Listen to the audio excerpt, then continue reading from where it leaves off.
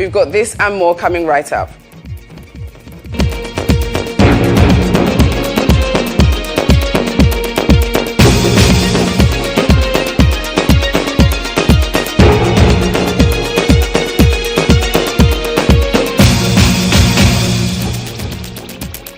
You're welcome to the GH Today News. My name is Nanama Acquah. Today is Monday, 20th January 2025. Now, President John Dramani Mahama has ordered an immediate investigation into a clash in Obuasi, which resulted in the tragic deaths of up to 8 individuals believed to be illegal miners.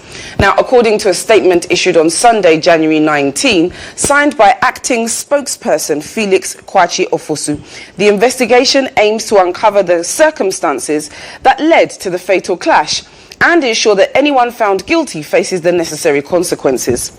The statement also noted that government directed Anglo Gold Ashanti, the mining company operating in the area, to cover the medical expenses of those injured in the clash, as well as to see to funeral requirements of the deceased. Security agencies have been instructed to restore peace to the area and implement preventive measures to avoid similar incidents in the future.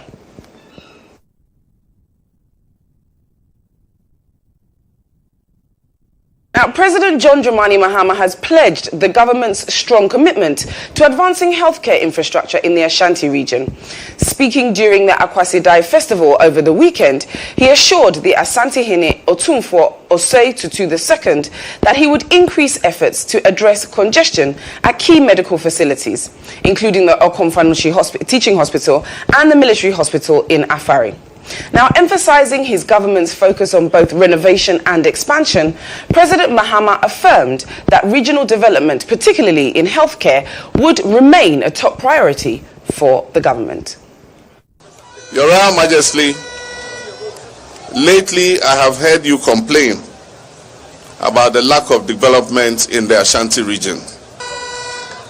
And so I agree with you that the development of Kumasi as the second largest city is something that we must take seriously. And I pledge that I'm going to work with you so that we can achieve this.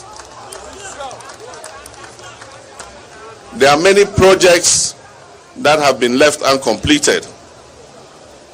The Acquah Hospital is not operational because there's no electricity, there's no water, and the road to the hospital has not been constructed. I wish to assure you that we will tackle it immediately.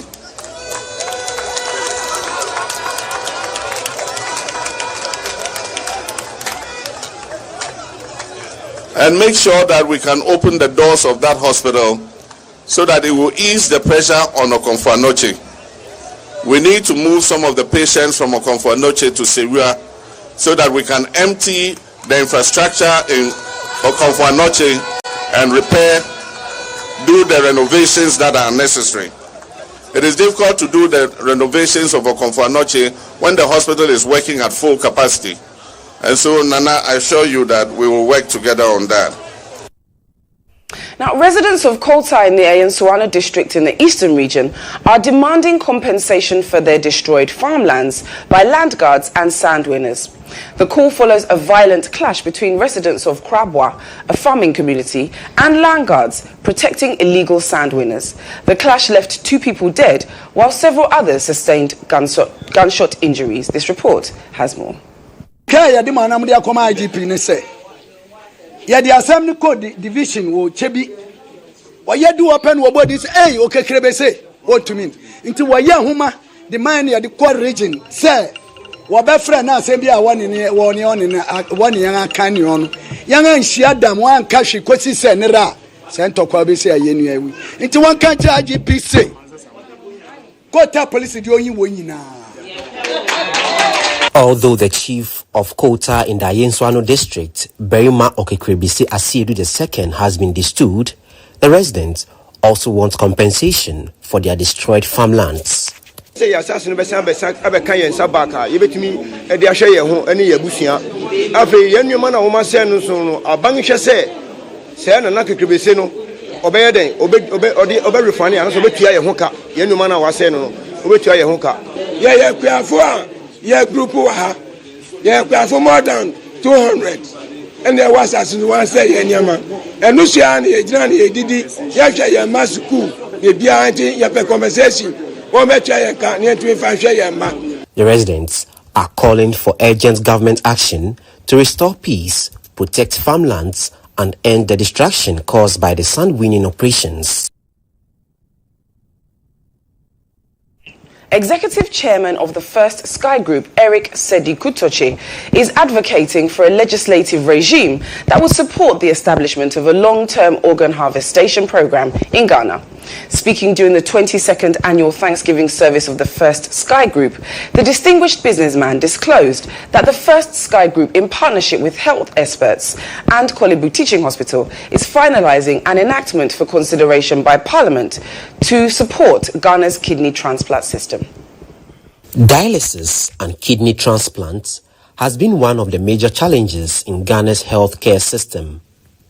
Though the government, through the National Health Insurance Authority, officially launched the free dialysis treatment program for all persons suffering from renal disease effective December 1, 2024, the issue of kidney transplants remains a major bottleneck. Speaking on the issue of kidney transplants during the 22nd annual Thanksgiving of the First Sky Group, Executive Chairman of the group, Eric Sedi-Kutoche, launched a strong advocacy for a legislative regime for organ harvestation for kidney replacement therapy. End-stage renal disease is best treated with a kidney transplant.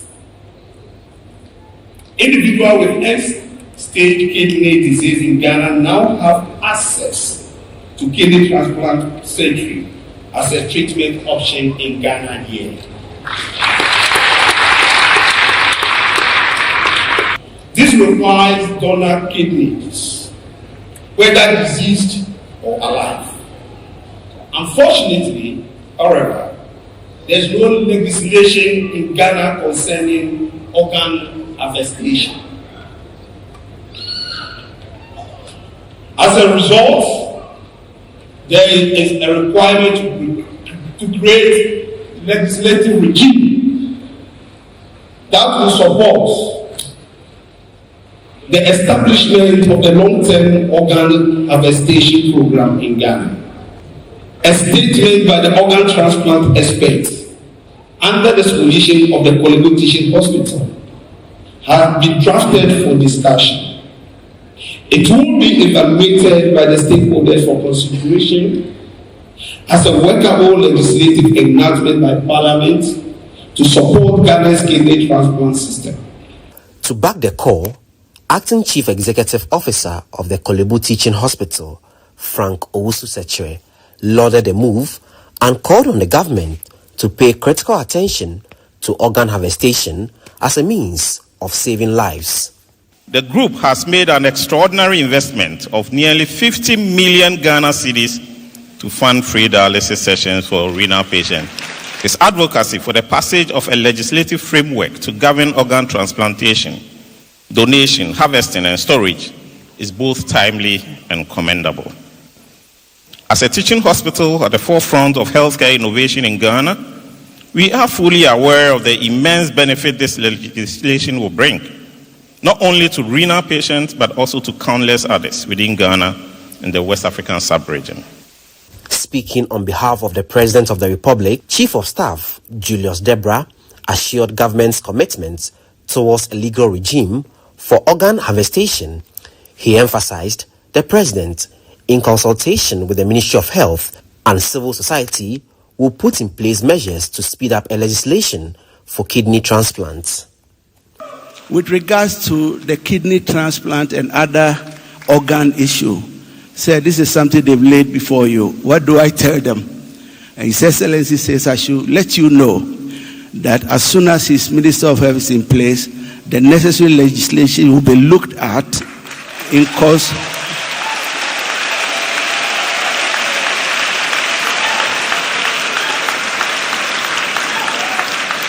In consultation with our various traditional authorities and advocacy from the various CSOs to ensure that we get this in place.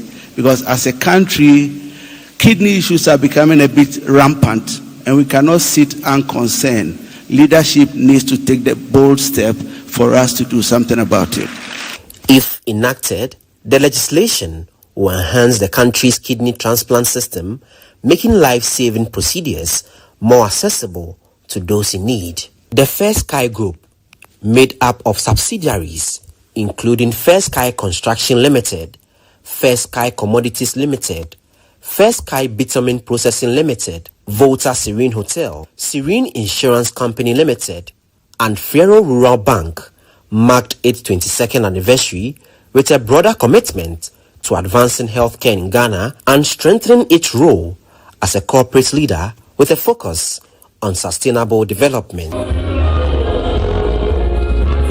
Now, the Appointments Committee of Parliament is expected to continue vetting of ministerial nominees today. The committee, chaired by Akachi South MP and First Deputy Speaker Bernard Ahiafo, has already vetted the first set of ministerial nominees, namely Dr. KCL Ato-Forson, Minister for Finance Designate, John Abdullahi Jinapo, Minister for Energy Designate, and Dr. Dominic Aini, Attorney General and Minister for Justice Designate. The committee will today vet Kwame Governs-Agboja, Minister Designate for Roads and Highways, Haruna Idrisu, Minister Designate for Education, and Eric Opoku, Minister Designate for Food and Agriculture. We'll bring you live proceedings from today's ministerial vetting as and when they begin.